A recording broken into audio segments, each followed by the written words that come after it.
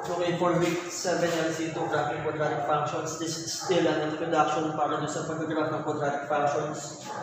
So, given for number 1, we have y is equal to parenthesis x minus 4 parenthesis raised to 2 plus 2. So, yung first thing na gagawin natin is identify yung vertex, ano yung axis of symmetry, ano yung opening, tapos maximum or minimum point ba yung vertex natin. So, yung muna identify natin yung vertex. So, yung vertex ma-identify natin dun sa value ng h at saka yung k.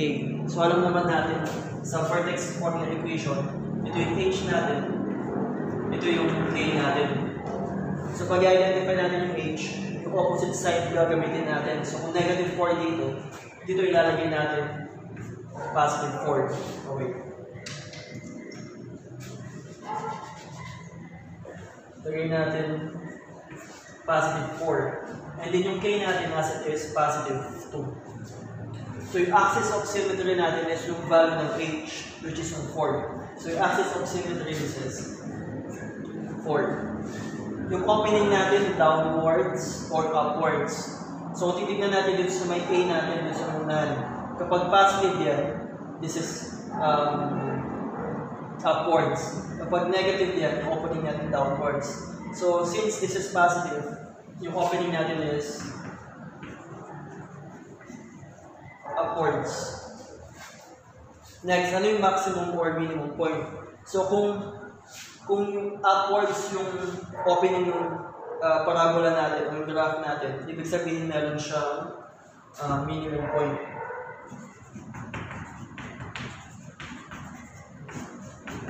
Tandem ito parati. Kapag upwards, meron yung vertex mo, minimum point. Kapag downwards, yung vertex mo, siya yung maximum point. So, parating tandem. Ito yung parating magkasama. Upwards, minimum. Downwards, maximum. So, i-graph natin yung given sa number 1. So, yung vertex natin is 4, 2. So, hahanapin mo sa x-axis yung 4. And then, sa y-axis yung 2. So, this is yung y-axis, this is x-axis. So, hanapin natin yung 4 sa x-axis. So, this is 1, 2, 3, 4. So, ito yung 4. And then 2. Sa y-axis, 1, 2. So, this is yung 2.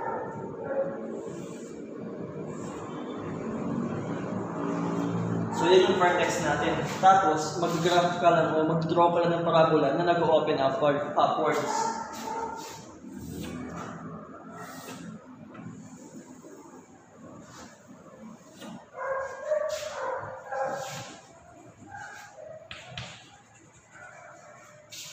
Yan. So, ito yung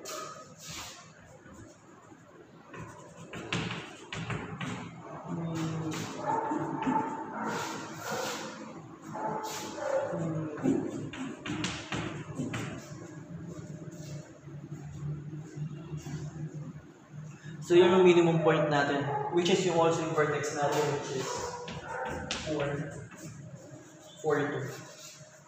So, ganyan lang yung overview o yung introduction ng paano ginagraph ng quadratic functions. Sa next video, magagamit na tayo ng table para ma-identify din natin ano yung mga y-intercept, ano yung mga x-intercepts.